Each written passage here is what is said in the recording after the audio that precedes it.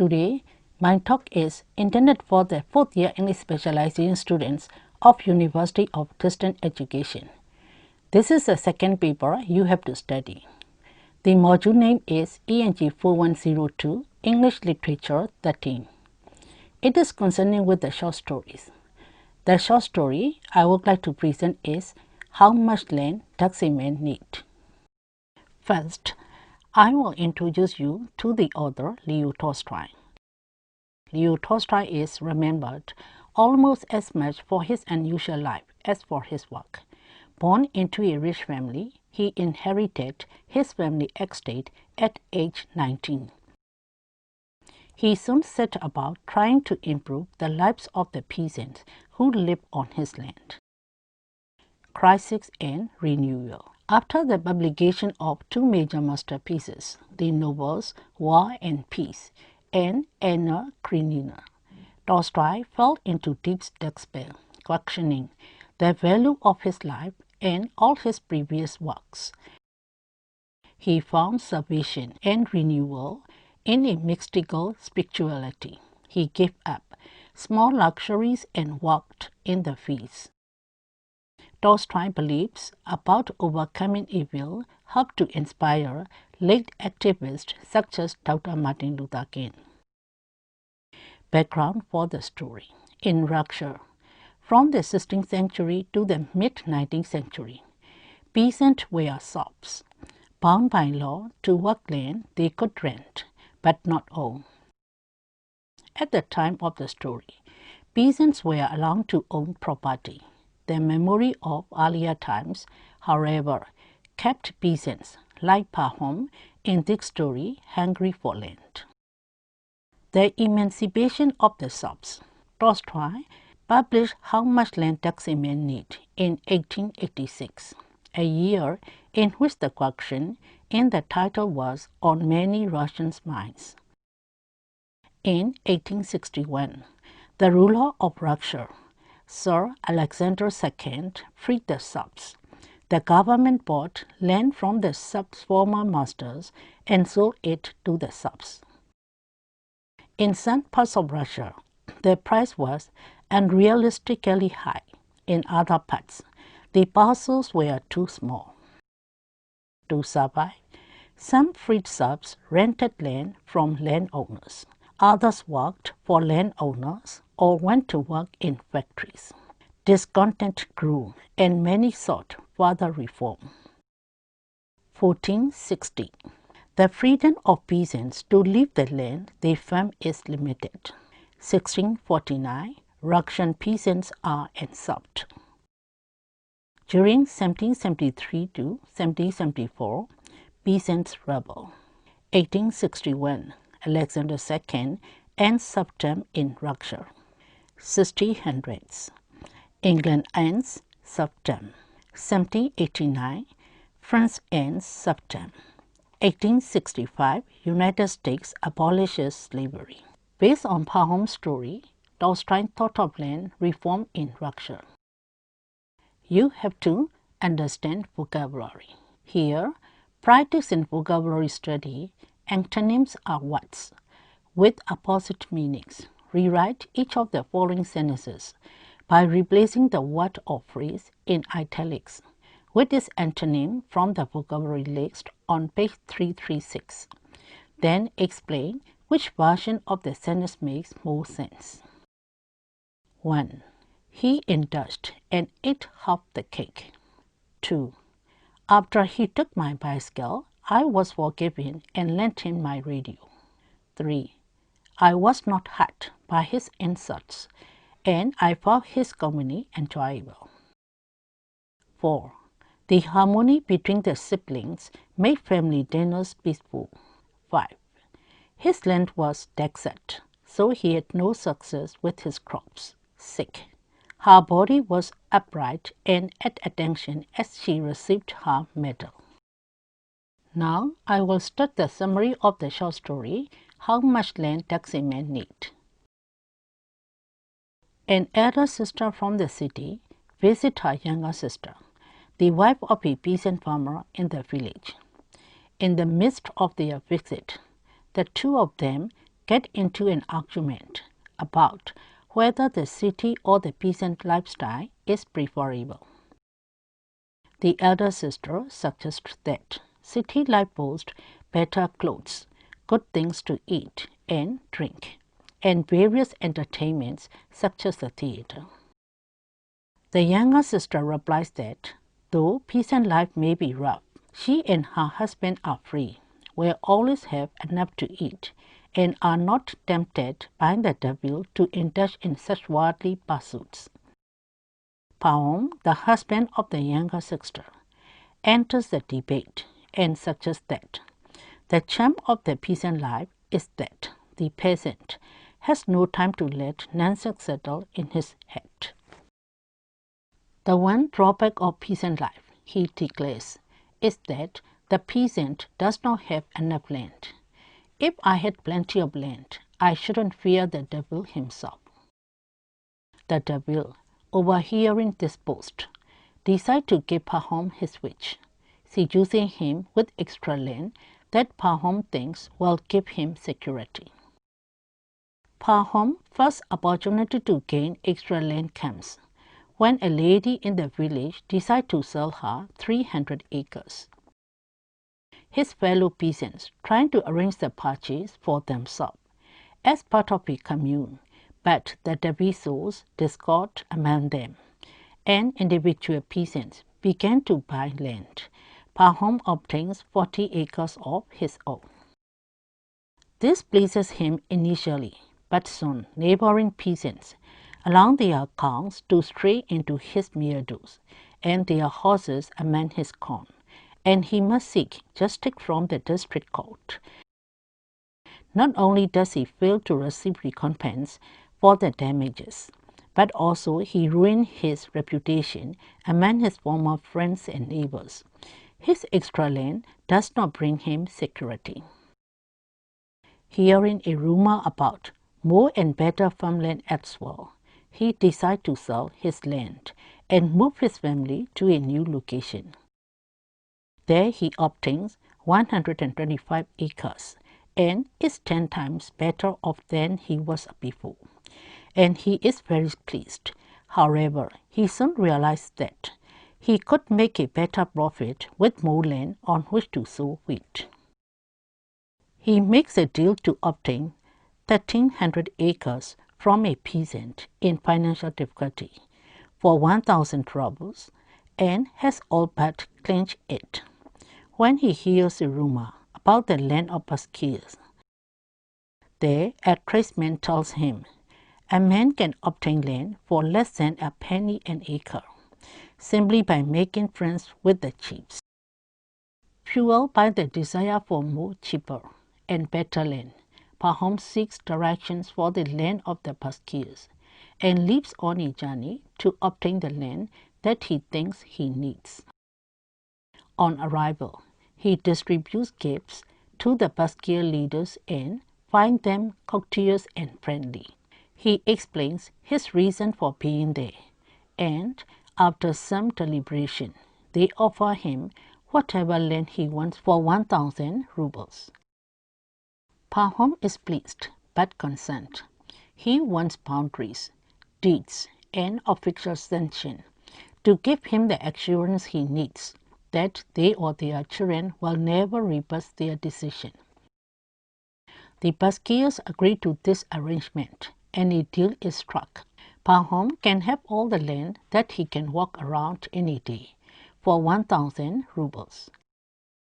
The one condition is that if he does not return on the same day to the spot at which he began, the money will be lost. The night before his fateful walk, Pahom plans his strategy. He will try to encircle 35 miles of land and then sell the poor land to peasants at a profit. When he awakes the next day, he is met by the man whom he thought was the chief of the Baskirs, but whom he recognizes as a peasant who had come his old home to tell him of lucrative land deals available as well. He looks again and realizes that he is speaking with the devil himself. he dismisses this meeting as merely a dream and goes about his work. Pahom strikes well, but he tries to encircle too much land, and by midday he realizes that he has tried to create too big a circuit. Though afraid of death, he knows that his only chance is to complete the circuit. There is plenty of land, he says to himself, but will God let me live on it? As the sun comes down, Pahom runs with all his remaining strength to the spot where he began. Reaching it, he sees a chief loving and holding his sides. He remembers his dream and breathes his last breath. Pahom's servant picks up the spade with which Pahom had been marking his land and digs a grave in which to bury him. 6 feet from his head to his heels was all he needed. What is the background of the story? How Much Land Does a Man Need? By Leo Tolstoy. Tolstoy wrote this excellent tale against a backdrop of massive changes in 19th century Russia. Until the emancipation of Russia's Serbs by Tsar Alexander II. These peasants were virtuous slaves of landowners and aristocrats. They could be bought or sold and were not allowed to own property. Tolstoy wrote this story after these Serbs had already had their freedom for 25 years. They now had rights and could own land. Certainly, this was progress, and Tolstoy, who was himself an ardent reformer in Russia, would never wish a reversal of the degree. Yet, in this parable, we see Tolstoy ask the question, with often black humor, of whether the peasants' progress brought changes they would regret. This set the stage for the parable that is contained within this story, and the harsh warning of unchecked materialism is clearly established through the fate of Pahom and his sad death. Style and technique. Tolstoy regarded the telling force of a moral and the power to reach a wide audience as the key elements in his story. These two elements are bountifully present in How Much Land Does a Man Need? In referring to the tale as a parable, critics draw attention to its didactic function. In a parable, the focus is entirely on one or at most two characters and a specific circumstances that provides a conflict or challenge that the protagonist must face. The only fully developed character in Tolstoy's tales is Pahom. Neither his wife nor her elder sister nor any of his fellow peasants is given a distinct identity. Tolstoy intends his readers to focus entirely on the plight of Pahom as he seeks his fortune. This, like his other parables, is meant to transmit feeling of God's love and the importance of love of one's neighbor. The parable form is meant to convey a deliberate sense of artlessness, that is, a simplicity of narrative style and content in which a story seems inevitable or self-telling.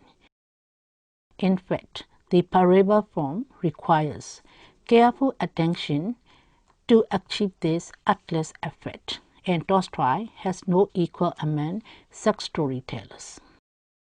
Themes and meanings. How Much Land Does a Man Need is a classic Leo Tolstoy tale of a man grieves exceeding his reach, seeking security in the acquisition of wealth or land instead of seeking it.